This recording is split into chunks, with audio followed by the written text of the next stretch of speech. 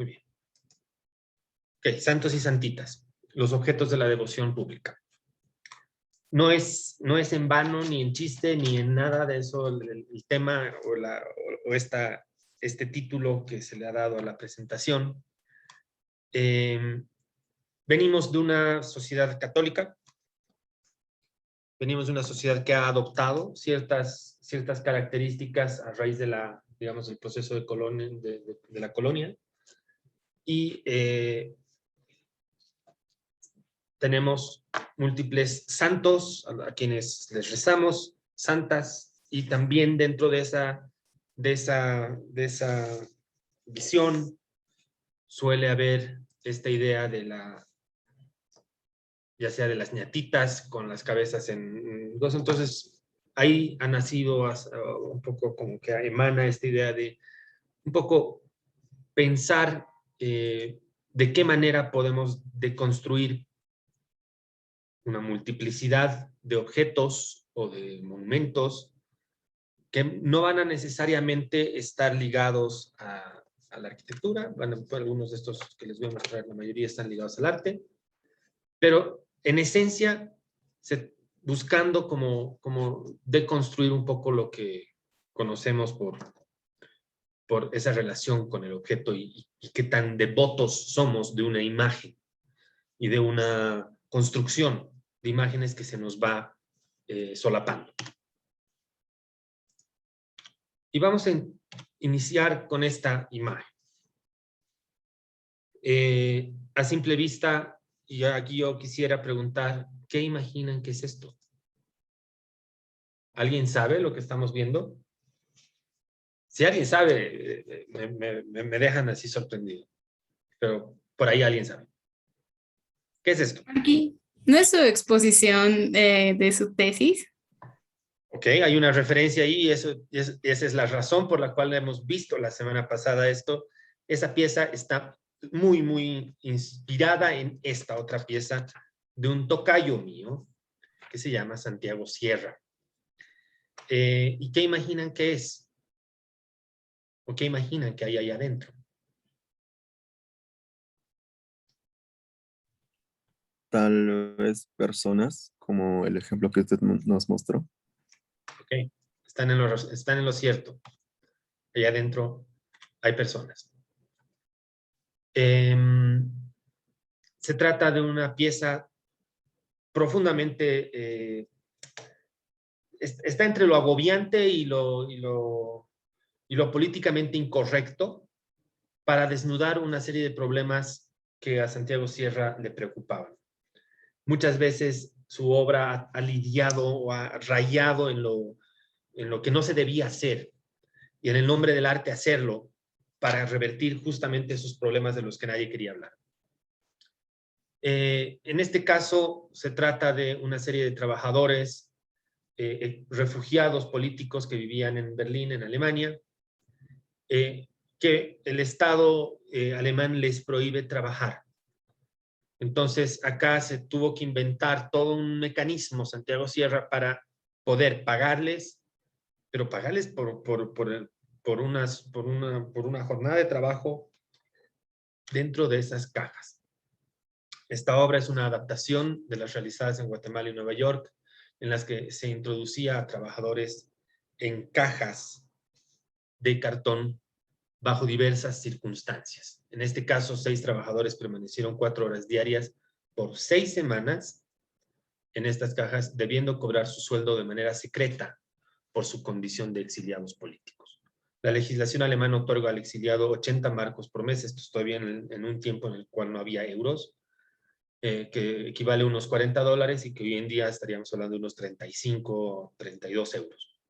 Y prohíbe que trabaje bajo amenaza de devolución del perseguido político a su país de origen. Los detalles de esta obra no pudieron, por tanto, hacerse públicos en su día. Los exiliados procedían de la región de Chechenia, un territorio ahí en conflicto entre Rusia y los países del sur de Ucrania.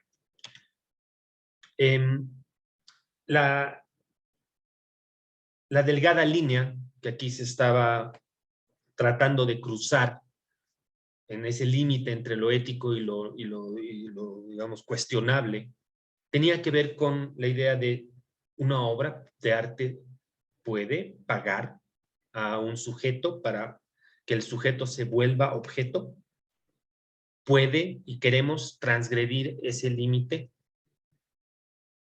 Ese objeto se vuelve escultura o se vuelve arquitectura, está haciendo una apelación a las arquitecturas que yo ya les comentaba un poco la semana pasada, estas arquitecturas precarias a las que por lo menos en Latinoamérica estamos bastante acostumbrados a, por lo menos a reconocer como parte del escenario urbano, y que en este contexto de galería en un país primermundista, es decir, en uno de los países así en Berlín, en Alemania, de repente estas cajas cobraban pues otro sentido político. Entonces, aquí Santiago Sierra siempre se ha interesado mucho por la arquitectura y el rol político del espacio. En un otro trabajo, pagó a una serie de trabajadores iguales, y siempre pensando en esta idea de cómo pago, cuál es la situación del trabajo, cómo reflexionar sobre este trabajo no pago, o el trabajo forzado, conceptos de esclavitud contemporánea que el arte normalmente no ha logrado trabajar, y Santiago Sierra ha sido muy certero en la manera en la cual aborda el tema, por más cuestionable que sea la metodología. Entonces, estas personas recibieron un dinero por permanecer ya sea en el ejemplo de Guatemala, permanecen en el ático de un hotel, de un edificio en construcción, y en Berlín estaban en una galería. La pregunta grande que uno se podría hacer es, ¿será que la galería, al ser un espacio institucional blanco y blanqueado, estará legitimando como esta acción o saneándola, es decir, haciéndola bonita? ¿Cuál valdrá más? ¿Esta en un edificio en construcción, o esta que hemos visto al principio, que está ya enmarcada, digamos, en una lógica del mercado del arte, y eso que nosotros conocemos hoy día como los grandes nombres del arte contemporáneo a nivel mundial? Y esas son preguntas que quedan como abiertas porque evidentemente el debate que se arma alrededor de esto es muy grande. Y eso es lo que vamos teniendo como introducción, para pensar que esa caja, en conjunción con ese sujeto, están cumpliendo los designios de otro sujeto que está fuera de la escena, que es el que ha craneado y pensado todo esto. Yo me pregunto si no debería estar Santiago Sierra en una de esas cajas, padeciendo el encierro del espacio que estos trabajadores han tenido que vivir para cobrar un sueldo. También lidia con eso. Una persona en su sano juicio probablemente no aceptaría estar 6 semanas y durante no sé cuántas horas diarias, vamos a acordarnos, 4 horas diarias, dentro de una caja de cartón. Entonces también está lidiando con las necesidades y te hace cuestionar los propios privilegios del artista, del sistema del arte y del sistema de museos que permite y habilita este tipo de prácticas. Al mismo tiempo que estas prácticas están poniendo en cuestión los roles del trabajo dentro de un sistema de producción capital que no es humanitario en su gran mayoría. Entonces, acá el objeto se transforma en un objeto perfecto para generar debate de ideas, para generar un intercambio de cuestionamientos y para que esos cuestionamientos se hagan públicos y puedas decir, ok, yo quiero esto para mi país, o yo quiero esto para mi gente. Y aquí les voy a mostrar brevemente video. No vamos a verlo todo, pero me interesa que entienda un poco también la temporalidad que puede llegar a tener.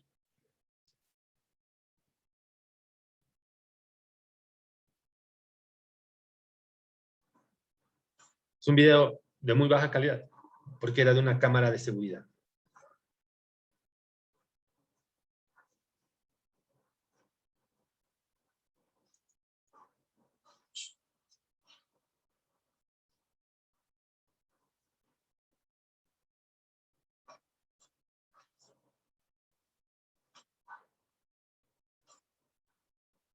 Hay una cuestión muy arquitectónica en la disposición de las cajas, muy ligada a una historia del arte del siglo XX, que va a encontrar las rutas para hermanar de alguna manera la escultura con la arquitectura. En la medida en la que la escultura se empieza a volver como más abstracta, más geométrica y digamos como más objetual antes que figurativa.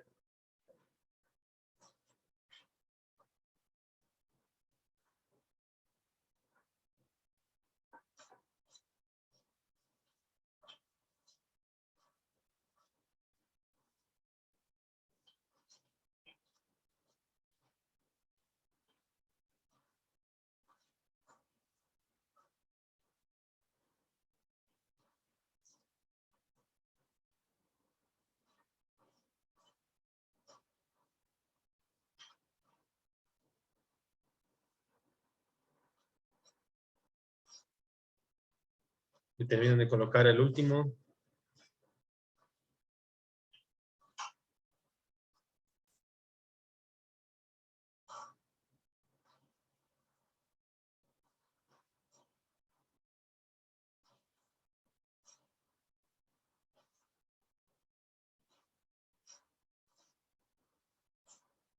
Entonces, esa imagen del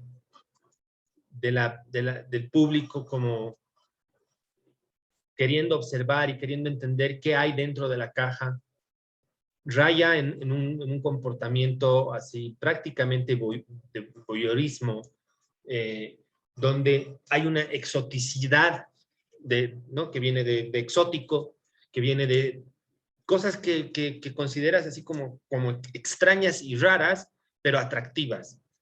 Y ese nivel de exotismo y de exacerbación de la pobreza también ha puesto sobre el tapete muchas cuestiones de debate público que vale la pena como revisarlas.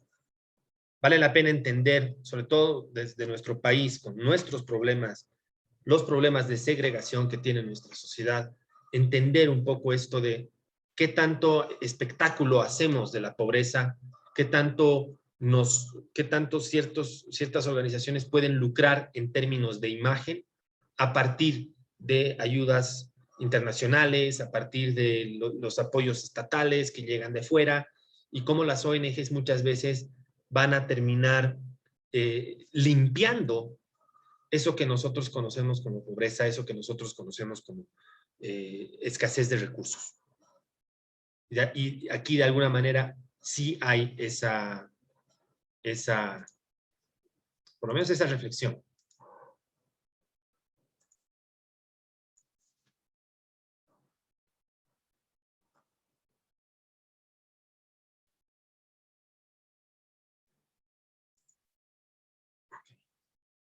Y de ahí ya nos vamos a ir de lleno a hablar sobre arte público, teniendo esta introducción, estas dos acciones como como punto de partida. Quiero ver que estemos bien en tiempo, estamos bastante bien.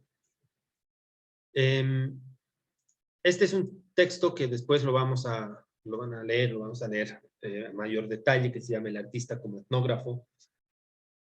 Pero de ahí hay como tres cositas que me parecen así como bastante rescatables y las he puesto ahí. Primero, se asume que el sitio de transformación artística es el sitio de la transformación política. Y más aún que este sitio siempre está ubicado en otro lugar. Es decir, que aquellas cosas que queremos transformar del mundo muchas veces están allá afuera y las tenemos que ver y se nos fuerza a mirarlas desde afuera antes antes de entrarnos o adentrarnos en una cuestión mucho más, más de relaciones. Y en ese sentido, Hal Foster lo que está pidiendo es cómo podemos lograr que el artista sea menos antropólogo y tal vez más etnógrafo. En segundo lugar, se asume que este otro siempre está afuera y más aún que, que esta alteridad es el punto principal de subversión de la cultura dominante. La cultura dominante siempre va a observar probablemente desde arriba aquellos sucesos que le suceden al grueso de la población. Hal Foster acá también está hablando de la relación entre el norte y el sur. Un norte que nos observa como cultura dominante, que ha sido, digamos, el norte el que ha puesto también una buena parte de las ideas y conceptos con los cuales vivimos, que han venido, digamos, de Occidente, y que en esa medida toca tal vez entrar a los entremeses que se dan en la base para poder mirar desde otro lugar. Y en tercer lugar, se asume que si el artista invocado no es percibido como otro social o culturalmente, él o ella tienen un acceso limitado a esta alteridad transformadora, y más aún que si es percibido como otro, él o ella tiene un acceso automático a ese mundo. Entonces, el artista probablemente lo que este texto está tratando de construir es que el artista debería involucrarse activamente con las comunidades en las cuales quiere intervenir o con las cuales quiere dialogar. Y probablemente también urbanistas deberían hacer lo propio para que no se tomen las decisiones que se han venido tomando en el urbanismo, en el sentido de se está tomando una decisión en una oficina mientras se analizan planos, se mapean cosas sin estar caminando en la calle, dialogando con la gente que va a ser la que finalmente va a recibir ciertas obras o ciertos proyectos arquitectónicos o ciertos proyectos urbanos. Probablemente todo ejercicio creativo que va a tener un impacto en el mundo real debería retornar a esas bases y caminar menos como Evo Morales hace un par de años, que ya estaba caminando muy allá arriba en el poder y se olvidó de ese camino inicial que tuvo, que era caminar junto a sus bases. Bases que después lo terminan en ojos del partido del movimiento socialismo traicionando y no lo salen a defender en octubre y noviembre del 2019. Entonces, esta reflexión que Hal Foster está haciendo sobre el arte, creo que debería y podría involucrar o entrar a otras reflexiones, ya sean reflexiones sobre el escenario político, ya sean reflexiones sobre cómo hacemos ciudad desde la arquitectura y desde el urbanismo, y el impacto que pueden tener nuestras decisiones en la vida de otros, porque al final de eso se trata. ¿Cómo hacemos que esas vidas sean mejores o que esas vidas cambien y se transformen y se conviertan en otra cosa? Este es un monumento sensacional. Vamos a ver así como la relación entre monumentos y arte, monumentos y arquitectura. Maya Lin es una arquitecta y artista. Ella hace arquitectura, pero también hace una gran cantidad de instalaciones artísticas. Los que han estado conmigo en el semestre pasado en taller 7 han podido ver un poco de esto.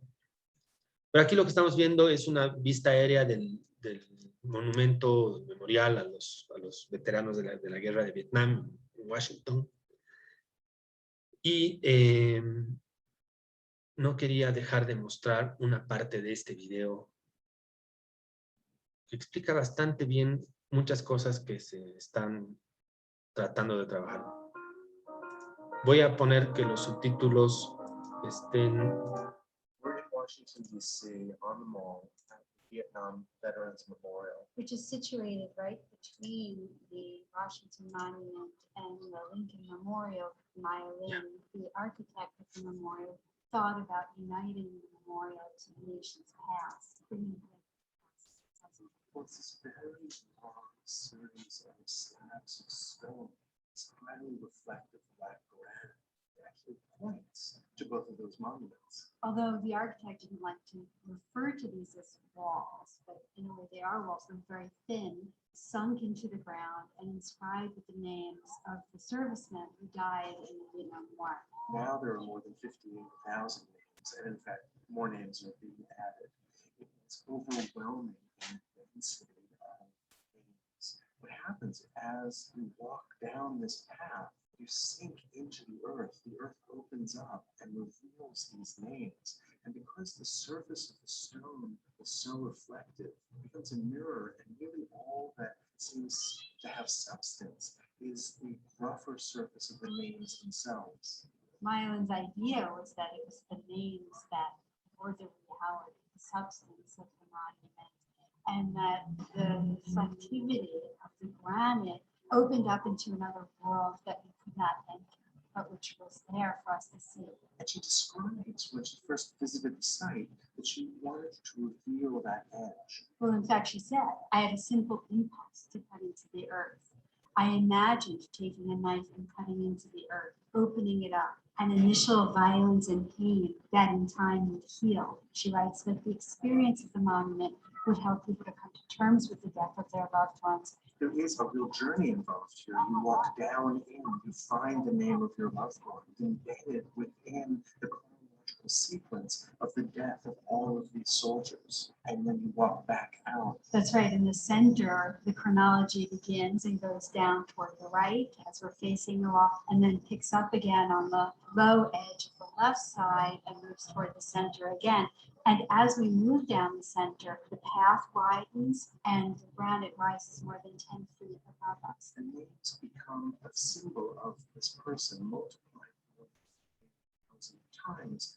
But even though you've got that abstraction, you also have this very concrete reality, this place where family come to gather to reflect on that name. Maya Lin talks about the name as an abstraction that in fact means more to family and loved ones than a picture. The picture represents someone at a particular time, at a particular place, at one moment in their lives, whereas a name might recall everything about that person. There is this powerful accumulation of all of the names. As you descend, as you walk into the densest middle of the monument, it becomes absolutely overwhelming.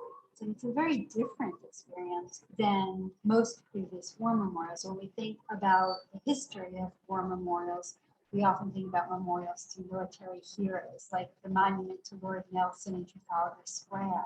Or we might think about the Shaw Memorial by Augustus St. Gaudens in the National Gallery, where you have a hero leading an anonymous army with an allegorical figure representing peace and death. This combination of allegory and heroism that's usually in memorials and is completely absent here.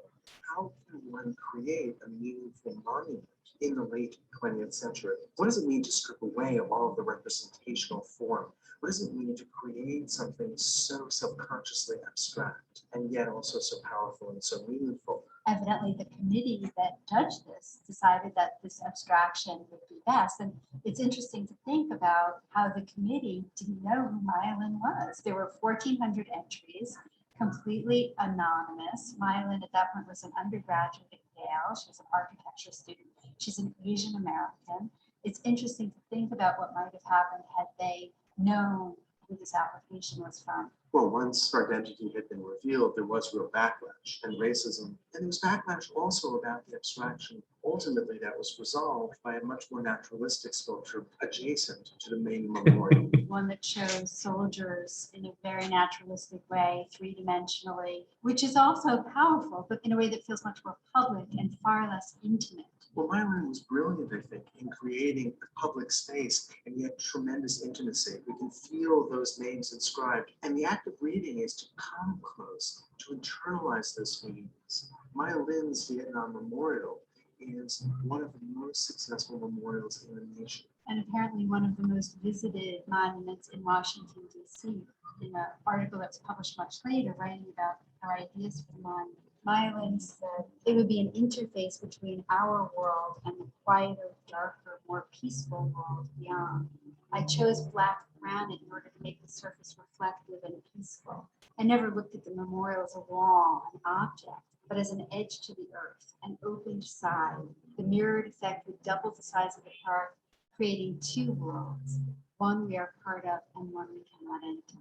But even that black granite created controversy. She also talked about how she couldn't expect granite that came from Canada or from Sweden, two countries that had really good quality black granite, because there was too much political baggage, because draft dodgers had gone to both of those countries. And one opponent of her design said, one needs no artistic education to see this memorial design for what it is, a black scar in a hole, hidden as if out of shame. Now, this is very different, I think, than what Maya Lin intended for the wall. She specifically took an apolitical approach and wanted the design to be about those veterans who had sacrificed their lives and not about the political controversy at all, not about whether the war was something shameful or something honorable. Well, the country had not only fought the war, but then fought itself over the meaning of the war. But Maya Lin, I think, was very wise in sidestepping that and putting to the fore simply the names, the numerical power of all of those fallen. And she wrote, the wall dematerializes as a form and allows the names to become the object, pure and reflective surfaces that would allow visitors the chance to see themselves with the names. Ok. Con la parte que yo probablemente más en desacuerdo estoy con los, digamos, como que el análisis que están haciendo en este video es justamente con la parte en la cual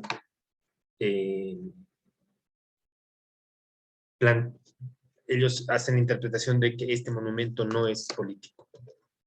Yo creo que es de los monumentos a la guerra más políticos y más activamente políticos que ha tenido el siglo XX, justamente por esta idea de que esta incisión en la tierra es una herida en términos de lo que significó la guerra de Vietnam para los Estados Unidos y para el mundo entero.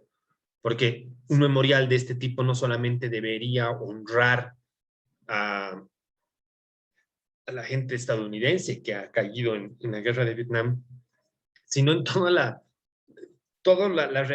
reacciones en cadena que se han dado alrededor del mundo en torno a la guerra de Vietnam y en torno a la Guerra Fría y a esta pulseta del terror que han tenido los Estados Unidos y la Unión Soviética, en la cual han ido cayendo diferentes países, desde Corea, con la división y la guerra de las Coreas en los 50, que termina dividiendo un país y que hasta el día de hoy no han podido solucionar sus problemas y se odian a muerte, hasta el impacto que la guerra de Vietnam también ha tenido en las dictaduras en Latinoamérica y sobre todo en Sudamérica.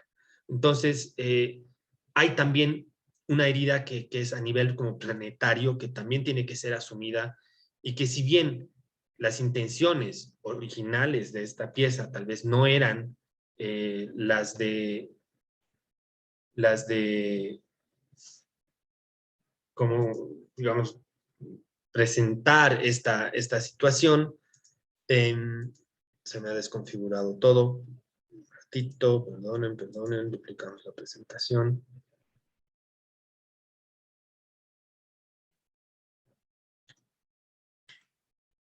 Ella es Maya Lin en el momento en el cual se estaba como inaugurando el memorial. Y más adelante vamos a leer un texto en el cual se habla mucho de esta idea de cómo una obra de arte público o de arquitectura en el espacio público relacionada a este nivel de abstracción también está hablando de violencia. Está hablando de una violencia, en este caso, al gesto de enterrar en la tierra y de generar esta visión abstracta, como lo han dicho en el video, de todos los nombres, surcando, digamos, este contorno del terreno, y la posibilidad de que ese reflejo del granito negro te permite como entrever lo que el planeta, la Tierra absorben con el gesto de este conflicto bélico.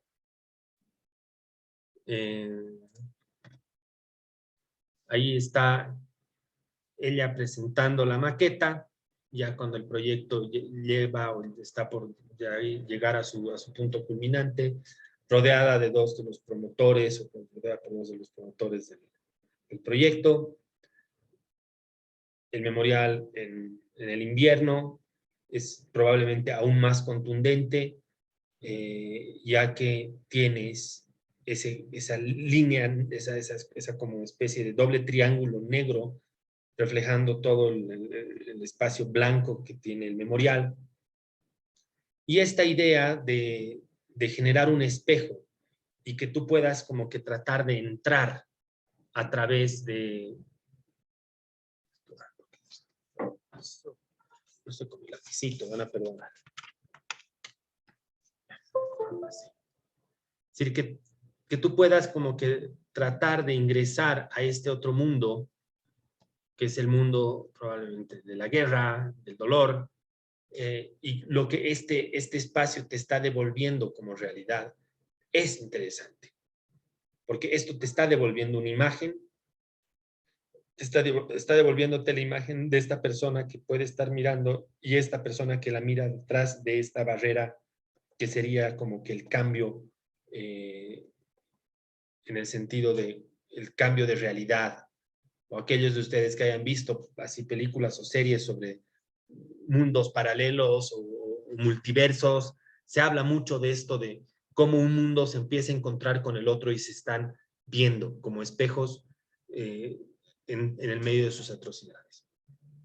El otro componente que tiene que ver con la elección de los nombres es sumamente astuto. No solamente por el hecho de que te te concentra en las historias personales, si no te va a hablar de 85,000 o 58,000, perdón, víctimas en la guerra, te va a hablar de cada uno y cada una de esos nombres va a tener una historia para aquellas personas que guardan en su memoria los sucesos que envuelven a esa persona que está ahí en el granito negro. Entonces, personaliza el espacio público, lo vuelve, digamos, privado en medio de la esfera pública, en medio de ese espacio público que estás habitando. Y ese es como una de las grandes, así como uno de los grandes éxitos de este trabajo y de este proyecto. Y el otro tendrá que ver con cómo a medida que te introduces en esta especie de vacío y te conduces a esta línea, esa línea negra, oscura, podría venir a significar todo aquello como si se tratara de un imán que te conduce a la realidad misma, que te conduce al punto de origen y que va a hacer el trabajo de memoria requerido para repensar la manera en la cual nos enfrentamos a los hechos históricos, ya sea desde la arquitectura, desde el arte o desde cualquier, digamos, actividad reflexiva o pensante y sintiente. Y aquí de nuevo los dibujos que hemos visto hace un momento en el video, que también quería que estén acá. Este es otro trabajo singular. Este es de un artista que se llama David Czerny, un artista checo, que en 1991, en la noche, junto a un grupo de amigos, se trepan a este monumento. Este era un monumento construido por la Unión Soviética. Es decir, un poco hay que contar, establecer un poco el contexto. Después de la Segunda Guerra Mundial,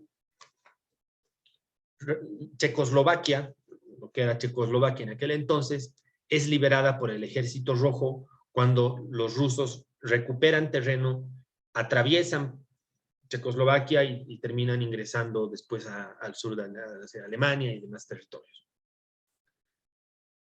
Años después, en 1948, se instaura en Checoslovaquia un gobierno comunista y en 1968, poco después de digamos, las revueltas estudiantiles de París y de un intento de revueltas en Checoslovaquia, la Unión Soviética toma control político sobre Checoslovaquia y no mucho tiempo después se instaura este monumento que era un monumento, un memorial al ingreso del Ejército Rojo que liberó en su momento, en 1945, a Checoslovaquia de la ocupación nazi.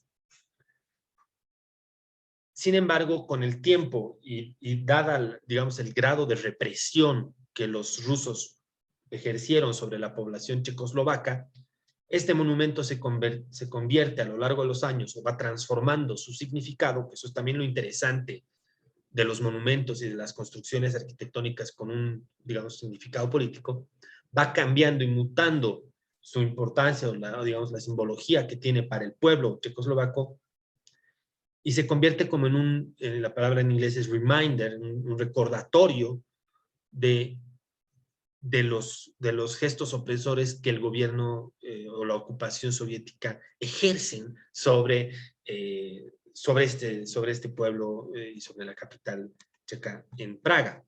Entonces, en 1991 había caído ya el muro de Berlín un par de años antes. Checoslovaquia estaba todavía en esta decisión de si se separaban en dos estados, la República Checa y Eslovaquia. Y Cherny, que en ese entonces era un estudiante de arte, no mucho mayor que algunos de ustedes, y sus amigos van y pintan en la noche este tanque de rosado. Y le ponen en la parte superior un dedo anular, como si alguien estuviera haciendo esto a la realidad, al gobierno checo y a la política estatal de ese entonces. Acto seguido, a pedido de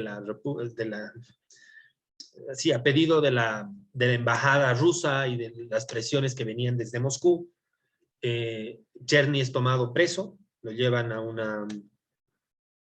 es llevado así a una penitenciaría y está preso, y esto envalentona a un grupo político de oposición que después lo vuelven a pintar de rosado. Es decir, después de que Cherny hace la intervención, bueno, sacan el dedo, lo vuelven a pintar de verde, y se genera toda una protesta política para liberarlo, que después termina generando, o de alguna manera así como detonando, finalmente la separación de República Checa y Eslovaquia, y la separación ya mucho más radical que ambos países iban a tener en relación a Rusia, que todavía tenía como una influencia muy grande sobre los países. Que eso es un poco lo que se ve retratado acá, que he sacado de la Wikipedia.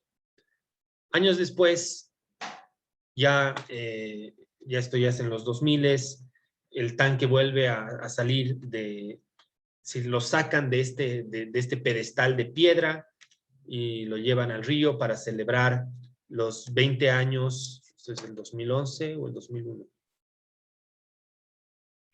Creo que era el 2002, no, para celebrar los 20 años de la generación de la República Checa, lo llevan al río flotando. Después, Cherny hace una intervención y consiguen este tanque y lo hunden en la tierra. Nuevamente, en todo momento con una fuerte y férrea oposición de parte de la diplomacia rusa, que hasta el día de hoy niega y no quiere reconocer buena parte digamos, de los crímenes y delitos que han cometido durante los tiempos de la ocupación en Checoslovaquia, ¿no? Aquí está de nuevo el tanque en el momento en el cual amanece así, la gente que estaba así como exaltada. Y ese es uno de las cosas interesantes que puede generar el arte, es despertar debates en torno a la democracia, en torno a qué queremos con nuestro espacio público, qué queremos cómo queremos relacionarnos con el poder, cómo queremos relacionarnos con los gobiernos y cómo queremos moldear nuestra propia voz y a dónde queremos conducirla. Porque al final de cuentas también se trata de eso, de a dónde podemos llevar estas nuestras intenciones, este motor que tenemos dentro y que cada uno de nosotros lo cultiva de acuerdo a sus intenciones y necesidades. El tanque después ha sido insertado en un museo, en los patios, en los jardines de un museo militar, y todavía hay gente que dice que debería estar en el centro de la ciudad como un recordatorio de eso que sucedió y de esas transformaciones que la República Checa ha vivido a lo largo de estos últimos 30 años. Y pensando y siguiendo en torno a monumentos, este es el trabajo de un artista chileno que se llama Andrés Durán, que durante 5 o 6 años se ha dedicado a fotografiar monumentos y a realizar intervenciones digitales sobre los mismos, con un alto grado de entendimiento, no solo del significado y la importancia del monumento, sino de las estéticas, de los basamentos, de la arquitectura y el sentido entre arquitectónico y escultórico que el pedestal tenía. Porque usualmente el pedestal, si pensamos en la escultura clásica, el pedestal por lo general era diseñado por un arquitecto o una arquitecta.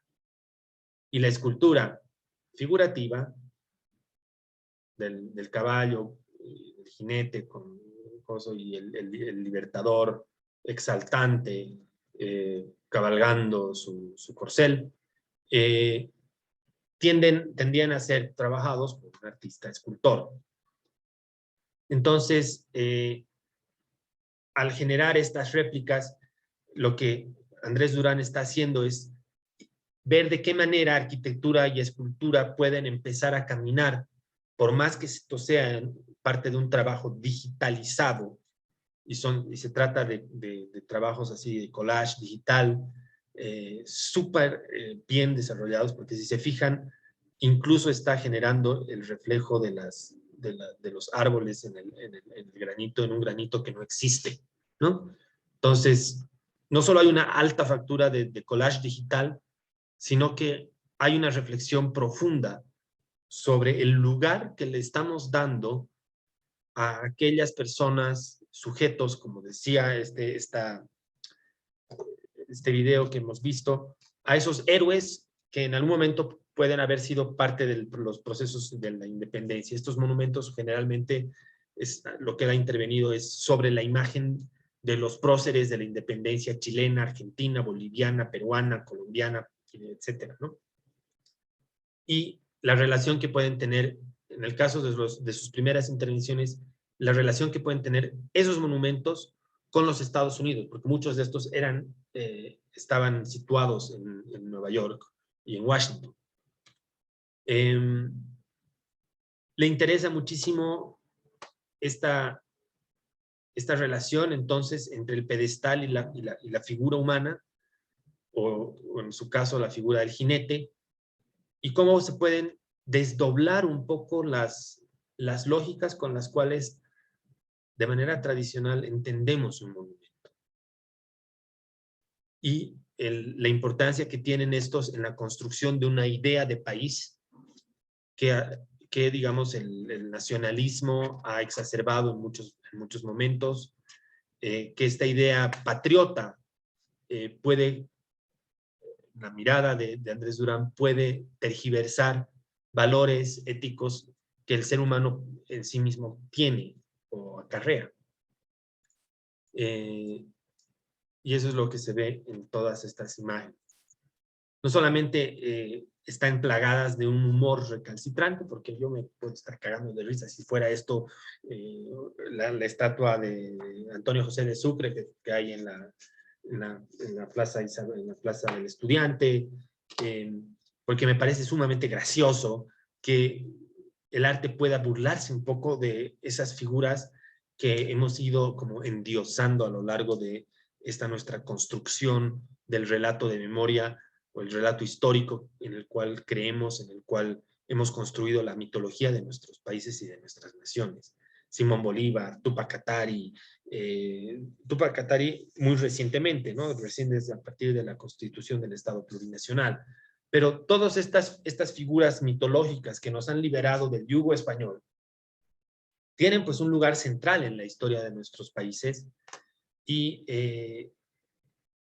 creo que hacen o están haciendo que perdamos contexto o contacto con nuestro presente actual y con los retos que tenemos como sociedades para conducir o reconducir esos lugares del ejercicio de la voz pública y donde podamos pensar que la calle es el lugar de la democracia, la calle es el lugar donde las libertades deberían estar más plenas y donde uno podría decir, podría o debería poder sentirse en la libertad de decir sus verdades, sus convicciones, sus anhelos. Yo sueño con esto, yo sueño con lo otro, y no necesariamente repetir el libreto de manual que en las clases de civismo en el colegio nos han enseñado. Entonces, para eso sirven este tipo de imágenes, para que nos cuestionemos muy bien de dónde venimos y a dónde queremos ir. Y para entender un poco el peso también que pueden llegar a tener este tipo de sujetos o de personajes. Después Andrés Durán saca un libro y si se fijan, esto es bien importante para que tomen nota de este tipo de formatos, sobre todo pensando en el ensayo visual que vamos a trabajar al final del semestre, de cómo las imágenes, una al lado de la otra, empiezan a generar como un relato. Están construyendo una historia propia que en definitiva va a tener un lugar o va a tener una importancia. Perfecto. Haremos ahora sí aquí una pequeña pausa para que se puedan hacer un café y yo me pueda hacer un té, que estoy empezando a perder la voz. Entonces, ahorita son y 25, nos vemos en 10 minutitos. No, creo que mucho es 10 minutos. Nos vemos en 5 minutos. ¿Ok? Ahí media. Hay 31. Ahí voy a comenzar de vuelta. Está bien, Arqui, gracias. Súper.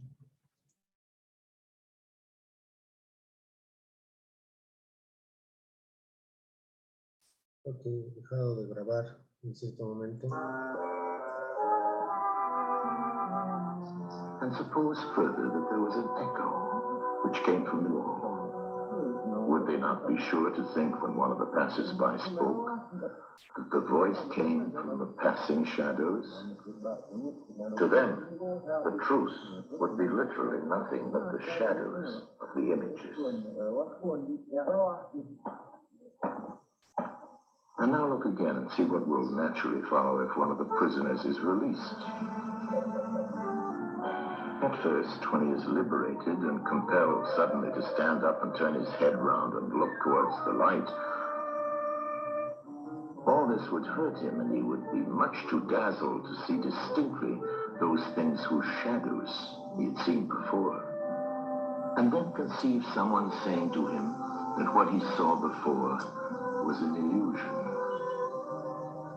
But that now, when he's approaching nearer to reality and his eyes turn toward more real existence, he has a clearer vision. What will be his reply?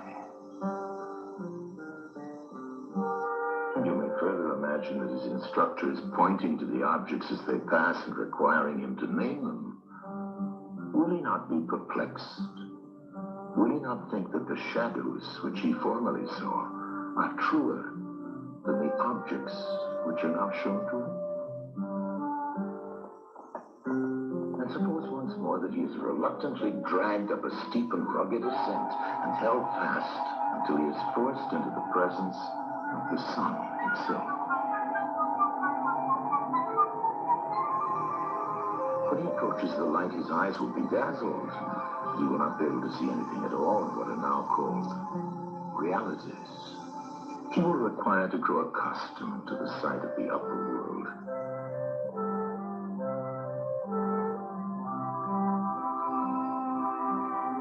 At first he will see the shadows best. Next the reflections of objects in the water, and then the objects themselves. Then he will gaze upon the stars and the spangled heavens and the light of the moon. He will see the sky and the stars by night. Last of all, he will be able to see the sun, and not mere reflections. Sí. Para que se vea la escala con la cual se manejan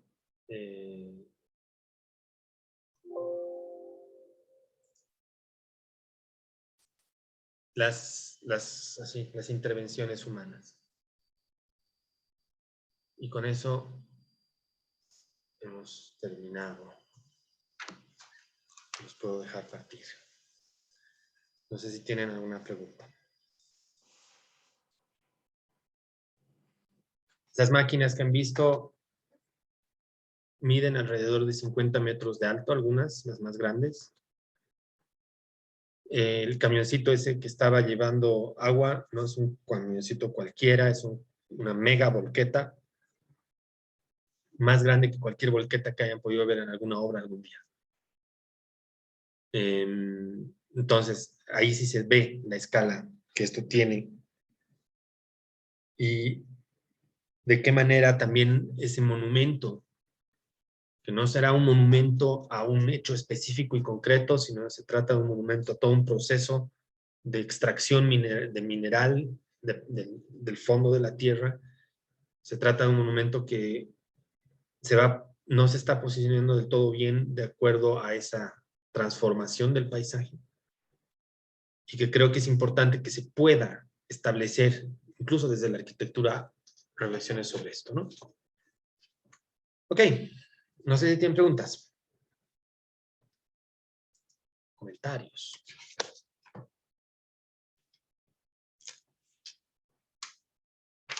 Si no, pueden marchar en paz. Y nos vemos el siguiente jueves. Gracias, Arqui, hasta luego. Está bien aquí. Muchas gracias, Arqui. Hasta luego, Arqui, gracias. Gracias, Gracias, Arqui, hasta Hasta luego, luego. Arqui. Gracias, Arqui. Hasta luego. Hasta luego, Arqui, gracias.